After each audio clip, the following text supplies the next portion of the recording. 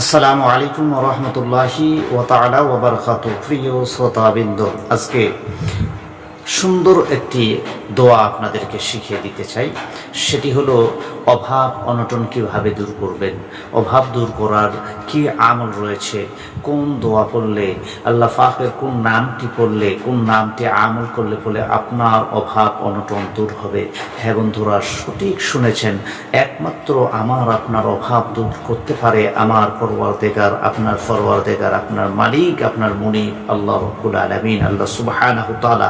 আল্লাহ পাকের এমন তিনটি নাম রয়েছে, গুণবাচক নাম। এই তিনটি নাম যদি আপনি প্রতিদিন অন্তত ফজরের নামাজের পরে অথবা সকালবেলা 100 বার পাঠ করতে পারেন, আপনার অভাব অনটন দূর হবে, আপনার অভাব পালিয়ে যাবে। কেননা আল্লাহর নাম করলে আল্লাহ পাক রব্বুল আলামিন খুশি হন। অভাব দেন ওলাও আল্লাহ, আর অভাব কেড়ে নেন ওলাও আল্লাহ। আল্লাহ যদি আপনাকে রিজিক দিতে চায়, আপনাকে বরকত দিতে চায়, আপনাকে ধন দৌলত দিতে চায়, আপনাকে মালামাল করতে চায়, কারো ক্ষমতা নেই সেখানে কেউ আল্লাহকে আটক করে বা আপনার অভাব অনটন আনতে পারে। এই জন্য অভাব দূর করার জন্য, অভাব থেকে বাঁচার জন্য এই দোয়াটি আপনি করবেন।